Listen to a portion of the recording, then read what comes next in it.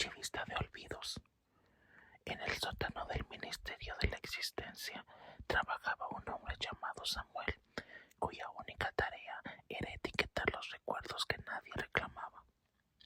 No eran grandes tragedias ni alegrías inmensas, sino los detalles ínfimos. El color de un calcetín perdido en 1984, el sabor de un caramelo de menta un martes cualquiera, o el nombre de un perro que pasó por la calle hace 10 años. Samuel vivía rodeado de cajas de cartón que olían a papel húmedo y a tiempo estancado.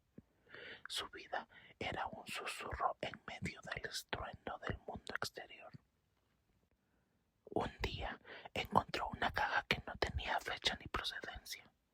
Al abrirla, no halló objetos, sino una luz plateada que flotaba sobre el escritorio. Al tocarla, Samuel no recordó algo de otra persona, sino un fragmento de su propia infancia que él mismo había borrado. El momento exacto en que decidió que ser invisible era más seguro que ser amado. El ritmo de su corazón se aceleró, rompiendo la monotonía de décadas. El suspenso de encontrarse consigo mismo lo dejó paralizado frente a las estanterías infinitas. Comprendió que el ministerio no guardaba los olvidos por accidente, sino para evitar que la gente se enfrentara a su propia esencia. Si todos recordaran sus miedos originales, la maquinaria de la sociedad se detendría. Samuel tomó la luz y, en lugar de etiquetarla, se la tragó. Sintió un calor abrasador recorriendo sus venas y su piel empezó a brillar con la misma intensidad plateada. Las cajas a su alrededor empezaron a vibrar, respondiendo a su energía. Decidió abrir todas las ventanas del sótano que daban a ras del suelo de la avenida principal. Empezó a lanzar los recuerdos al aire como si fueran confeti. La gente que caminaba por la calle, sumida en su prisa gris, empezó a detenerse. Un hombre recordó el olor de los jazmines de su abuela. Una mujer recuperó la melodía que inventó a los 6 años.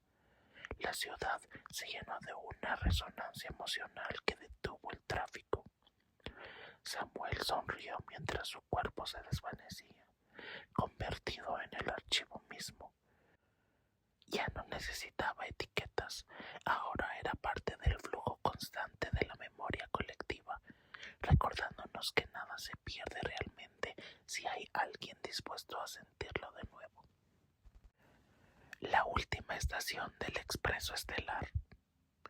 El Expreso Estelar era una nave que recorría el borde de la galaxia recogiendo a los últimos habitantes de planetas que estaban a punto de ser devorados por sus soles.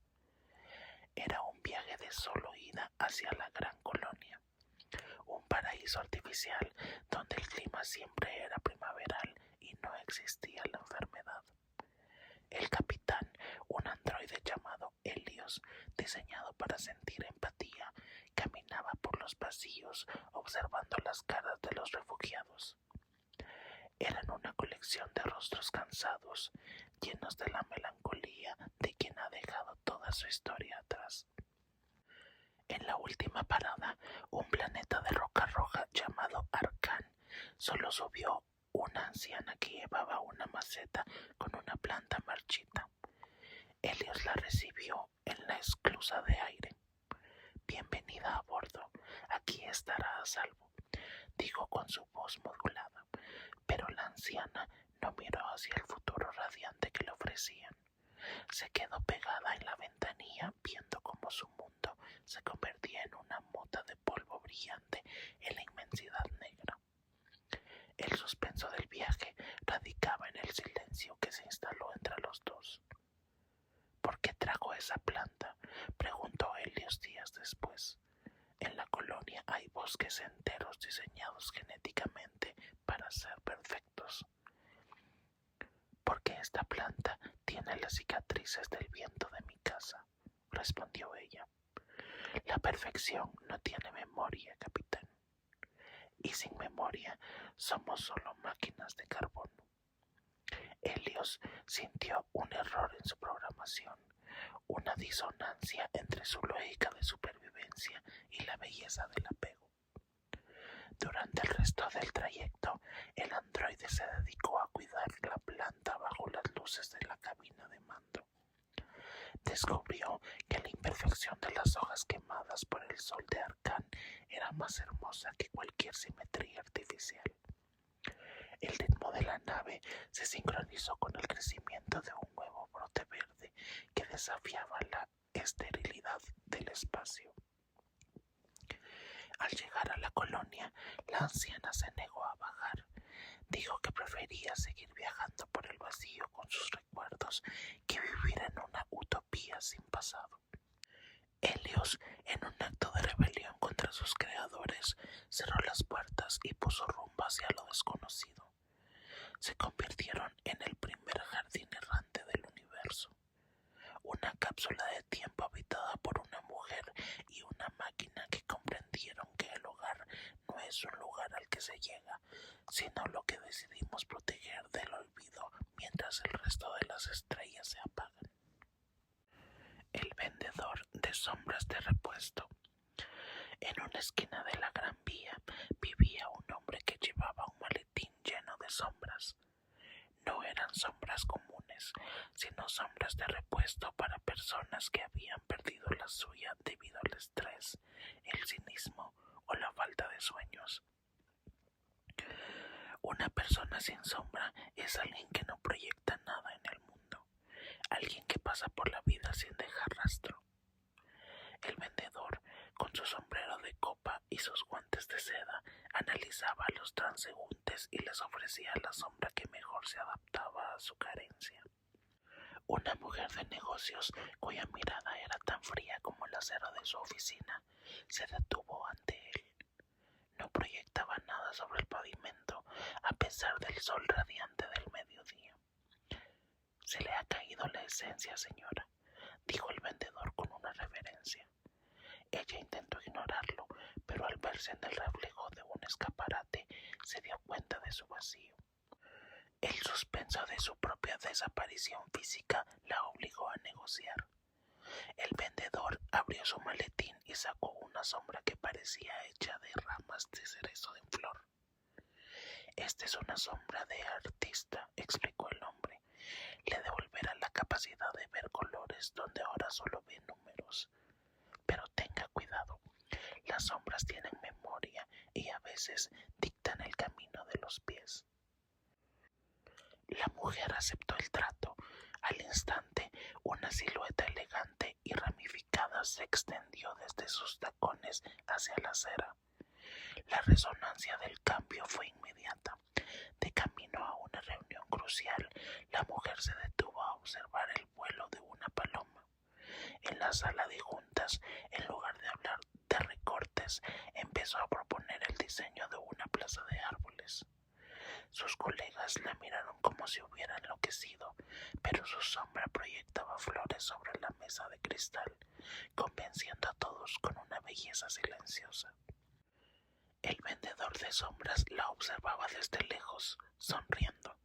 Sabía que su trabajo era peligroso, pues una ciudad con demasiada imaginación es difícil de gobernar. Pero prefería el caos de los colores al orden de la nada. Siguió en su esquina, ofreciendo sombras de poetas a contables y sombras de valientes a los temerosos, recordándonos que somos lo que proyectamos y que, a veces, para recuperar el cuerpo, primero hay que recuperar la oscuridad que nos sigue, pues solo así sabemos que estamos realmente bajo la luz. La rebelión de los instrumentos olvidados. En el desván de un conservatorio nacional, cientos de instrumentos rotos esperaban su turno para ser convertidos en leña o chatarra. Había violonchelos con las cuerdas rotas, pianos sin teclas y trompetas abolladas por el descuido de estudiantes mediocres. El aire en el desván estaba saturado de una música estática, una tensión de notas que nunca llegaron a nacer. El ritmo del lugar era el del polvo cayendo lentamente sobre el barniz agrietado. Una noche de luna llena, un viejo metrónomo que todavía funcionaba empezó a marcar un compás de 4/4. El sonido fue una chispa en el polvorín de madera y metal. Un arpa sin pedales respondió con un armónico fantasmal, y pronto todo el desván empezó a vibrar. No necesitaban músicos, los instrumentos habían absorbido tanto talento ajeno durante años que ahora poseían una conciencia propia. El suspenso de la sinfonía invisible atrajo al conserje del edificio, un hombre que amaba el silencio tanto como odiaba su soledad. Al abrir la puerta, el conserje no vio objetos inertes, sino una danza de sombras sonoras. Las trompetas emitían destellos de luz dorada y los violines flotaban en el aire, creando melodías que desafiaban las leyes de la armonía tradicional. Era la música de los marginados, la canción de lo que ha sido descartado por no ser perfecto. La resonancia de la música era tan poderosa que las grietas de la madera empezaron a sellarse solas y el óxido de las llaves se convirtió en plata brillante. El conserje, en lugar de asustarse, tomó una batuta invisible y empezó a dirigir la orquesta de los olvidados. Durante esa noche, el conservatorio ofreció el concierto más hermoso de su historia, aunque nadie en la ciudad lo escuchó con los oídos. La gente en sus camas soñó con mundos mejores y los enfermos sintieron un alivio inexplicable en sus pechos. Al amanecer, el metrónomo se detuvo y los instrumentos volvieron a su quietud. Pero ya no eran chatarra, eran seres que habían recordado su propósito. El conserje nunca volvió a limpiar el desván. Se dedicó a cuidarlos como si fueran sus propios hijos, sabiendo que la verdadera perfección no está en la ausencia de las heridas, sino en la capacidad de seguir cantando a pesar de ellas. El faro de las ideas perdidas. En un acantilado donde el océano Atlántico ruge con la furia de los antiguos dioses, se alzaba un faro que no emitía luz blanca, sino ráfagas de colores imposibles. Su farero, un hombre llamado Ismael, no vigilaba barcos, sino pensamientos. Decía que cuando una gran idea es abandonada por su creador debido al miedo o a la pereza, vuela hacia el mar y corre el riesgo de ahogarse en el olvido. Ismael las atrapaba con el haz de su lente y las proyectaba de vuelta hacia la tierra, esperando que encontraran un nuevo dueño. Un día, el haz capturó una idea de un azul profundo y eléctrico. Era una idea peligrosa, la fórmula para la paz definitiva, pero también para el silencio absoluto. Ismael sintió el peso del descubrimiento en sus propias manos. El suspenso de la decisión lo mantuvo despierto durante tormentas que hacían temblar los cimientos de granito del faro. Debía devolverla a un mundo que quizás no estaba preparado para ella, o dejar que se hundiera en el abismo de las aguas oscuras. El ritmo de las olas parecía susurrarle consejos contradictorios. Ismael subió a la linterna del faro y observó el horizonte. Vio las luces de las ciudades lejanas, llenas de gente buscando respuestas en lugares equivocados. Comprendió que su labor no era juzgar las ideas, sino ser el puente entre el genio y la realidad. Si esa idea azul había llegado a él, era porque el universo necesitaba al menos la posibilidad de elegir. Con un movimiento firme, ajustó los espejos y lanzó la idea hacia la mente de un joven poeta que dormía en un ático a 300 kilómetros de allí. Ismael vio cómo la ráfaga azul desaparecía en la noche. No supo si el mundo cambiaría para mejor, pero sintió una resonancia de paz en su propio espíritu. Bajó las escaleras de caracol, sabiendo que su guardia nunca termina. Mientras haya alguien en el mundo dispuesto a soñar y alguien dispuesto a rendirse, él seguirá allí, en el borde de la nada, rescatando a la luz del ingenio de las garras de la oscuridad marina, porque las ideas son como las estrellas, aunque parezcan lejanas, son las únicas que pueden guiarnos cuando la noche se vuelve demasiado larga. La ciudad de los reflejos sinceros. En la ciudad de Speculum, las autoridades instalaron una tecnología revolucionaria. Todos los espejos, escaparates y superficies pulidas mostraban, en lugar del rostro físico, el carácter moral de las personas. Si eras generoso, tu reflejo era una figura radiante rodeada de luz. Si eras egoísta, te veías como una sombra encogida y gris. El objetivo era crear una sociedad perfecta basada en la transparencia absoluta. El ritmo de la ciudad cambió. La gente empezó a caminar mirando al suelo, temerosa de lo que el cristal pudiera revelar sobre su alma. Un político famoso, conocido por sus discursos sobre la honestidad, entró en un hotel de lujo lleno de espejos venecianos. Al verse reflejado, no vio al líder carismático que todos admiraban, sino a un buitre de garras afiladas rodeado de monedas oxidadas. El suspenso de su propia imagen lo llevó al borde de la locura. Intentó romper los espejos, pero la imagen persistía en cada fragmento. La resonancia de su hipocresía se volvió insoportable para él, y huyó hacia los suburbios donde todavía quedaban paredes de ladrillo sin pulir. Allí encontró a una niña ciega que vendía flores. La niña no podía ver los reflejos, pero sonreía a todo el mundo con una calidez genuina. El político se acercó a ella y, por primera vez en su vida, sintió envidia de alguien que no poseía nada. Al ayudarla a recoger sus cestas y compartir su comida con ella, sintió un cambio en su pecho. Regresó al centro de la ciudad y se atrevió a mirar de nuevo un escaparate. Su imagen ya no era un buitre, era un hombre cansado, pero con ojos que empezaban a brillar con una humanidad real. La ciudad de Speculum pronto descubrió que la transparencia total no traía la felicidad, sino la condena. Los espejos fueron cubiertos con telas pesadas. La gente comprendió que la verdadera moralidad no es lo que se muestra para que otros lo vean, sino lo que se cultiva en la oscuridad de la propia conciencia.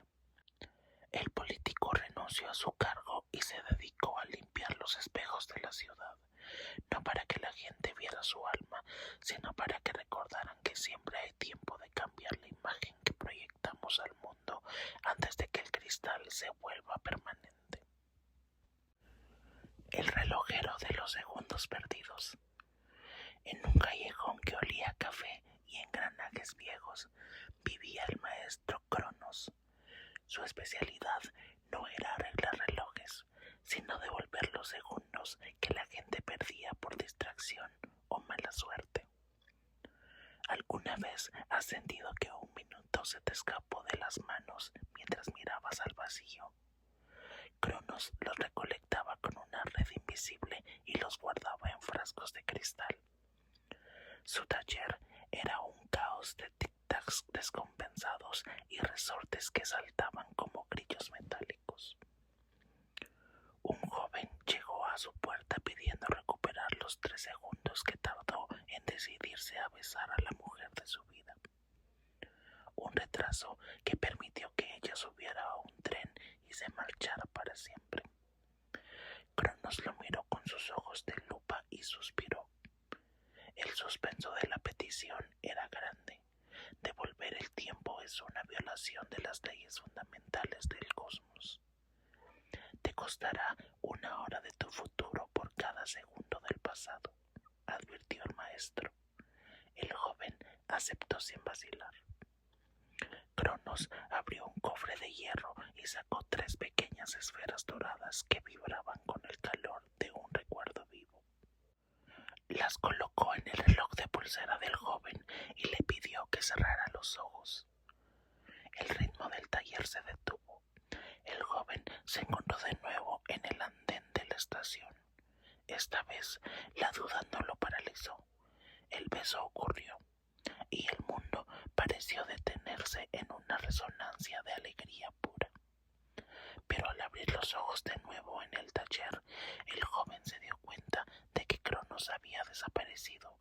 que su propio cabello era ahora un gris ceniza.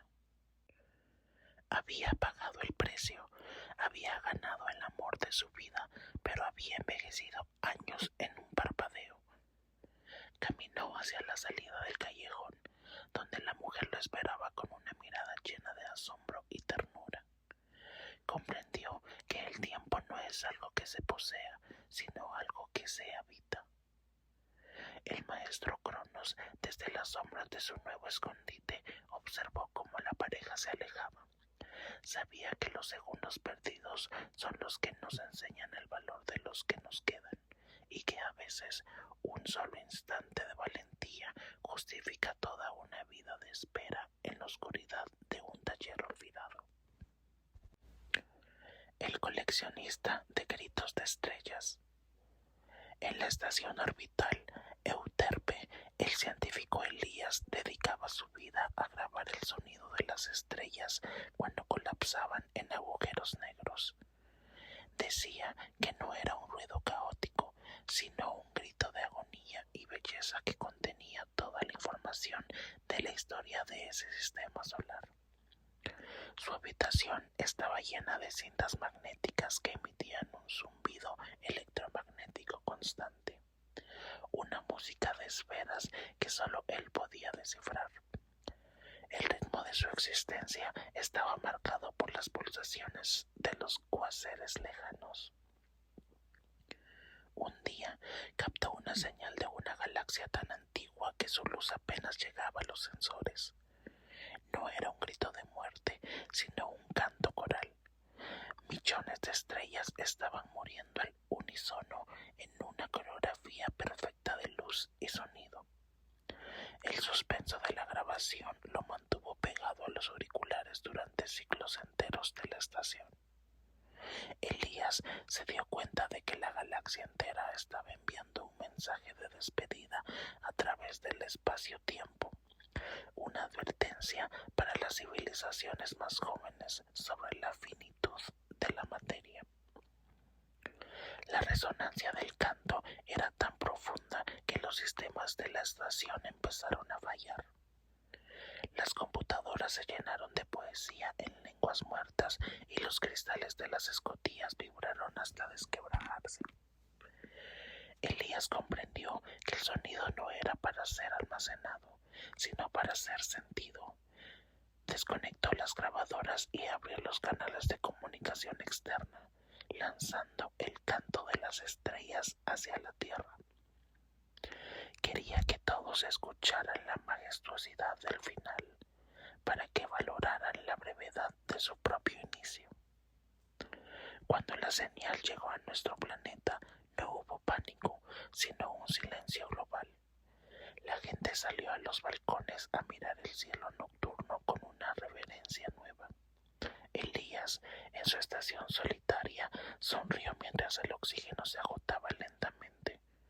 Se sintió parte de la sinfonía universal, una nota pequeña pero necesaria en el gran concierto del cosmos. Murió escuchando el latido del universo, sabiendo que el sonido es la única forma de inmortalidad que realmente importa, pues viaja por el vacío mucho después de que la fuente de la música se haya convertido en polvo de estrellas y sueños olvidados. El traductor de las piedras. En las montañas del Tíbet vivía un ermitaño que afirmaba poder hablar con las piedras. Decía que las rocas son los discos duros del planeta que han presenciado el nacimiento de los océanos y la caída de los imperios, y que su lenguaje es el peso y la temperatura. La gente lo visitaba para preguntarle sobre el futuro, pero el ermitaño solo hablaba del pasado profundo. Las piedras no saben de humanos, decía, pero saben de la paciencia. El ritmo de sus conversaciones era geológico. Una pregunta podía tardar meses en recibir respuesta a través de un cambio en la veta del mármol. Un geólogo occidental llegó hasta él con un fragmento de meteorito caído del espacio. Quería saber de dónde venía y qué secretos ocultaba el hierro estelar. El ermitaño tomó la piedra negra y fría en sus manos y cerró los ojos durante 3 días completos. El suspenso de la cueva era denso, cargado con el olor de la tierra milenaria y el incienso. El geólogo, acostumbrado a la rapidez de los laboratorios, estaba a punto de rendirse cuando la piedra empezó a emitir un calor intenso. «Esta piedra está triste», dijo el ermitaño finalmente. «Extraña el silencio del vacío y el calor del sol joven. Dice que la tierra es demasiado ruidosa y que vuestro deseo de saber es solo una forma de egoísmo». «Pero necesitamos los datos», insistió el científico. «Podemos salvar al mundo con esta información». «El mundo no necesita ser salvado por vosotros», respondió la piedra a través de la voz del ermitaño. «El mundo solo necesita que dejéis de golpearlo con vuestras preguntas y empecéis a escuchar su respiración de granito». El geólogo regresó a su ciudad, pero ya no pudo trabajar en su laboratorio. Cada vez que tocaba una muestra de roca, sentía la vibración de una historia tan vasta que su propia vida le parecía un parpadeo insignificante. Se convirtió en un defensor de las montañas, luchando contra las minas y las canteras. Comprendió que las piedras no son objetos, sino testigos, y que su silencio es la forma más alta de sabiduría. El ermitaño, en su cueva, siguió hablando con los guijarros del río, recordándonos que bajo nuestros pies yace la memoria de todo lo que fue y será, esperando pacientemente a que aprendamos que la verdadera ciencia es la contemplación. La tienda de los días de lluvia. En un pueblo costero donde siempre brillaba un sol monótono, existía una tienda que vendía exclusivamente días de lluvia. El dueño, un hombre que vestía un impermeable amarillo, incluso en pleno agosto, guardaba las tormentas en barricas de roble. Había lluvias finas de otoño que invitaban a la lectura, tormentas eléctricas de verano que despertaban la pasión y aguaceros torrenciales que servían para limpiar las calles y las conciencias. La gente del pueblo, cansada de la felicidad forzada del sol, acudía a él para comprar un poco de melancolía necesaria. Un día, una mujer que nunca había llorado entró en la tienda. «Quiero la lluvia más triste que tenga», pidió con una voz desierta. El dueño la llevó al fondo del local, donde guardaba una barrica pequeña encadenada con plata. «Esta es la lluvia del primer desamor», advirtió. «Es una lluvia que no moja el cuerpo, sino el alma, y que obliga a ver la realidad sin filtros». El suspenso de la mujer fue evidente al tomar el frasco, pero la necesidad de sentir algo real era mayor que su miedo al dolor. Al abrir el frasco en su jardín, el cielo soleado se cubrió de nubes grises y densas. Empezó a caer un agua fría y persistente que olía a tierra mojada y a despedidas. La mujer se sentó bajo la lluvia y, por primera vez en años, las lágrimas se mezclaron con las gotas de agua. Sintió una resonancia profunda con la naturaleza y con su propia historia. Comprendió que la alegría constante es una forma de ceguera y que la lluvia es necesaria para que las flores del espíritu puedan crecer. El pueblo entero se benefició de aquella lluvia. La gente se quedó en sus casas, tomó té caliente y habló de sus miedos y sus sueños. La tasa de felicidad real, no la impuesta por el clima, subió significativamente. El dueño de la tienda cerró su negocio poco después. Ya no hacía falta vender lluvia porque la gente había aprendido a invocarla cuando la necesitaba. El sol volvió a brillar, pero ahora su luz se reflejaba en los charcos de una sabiduría recién estrenada.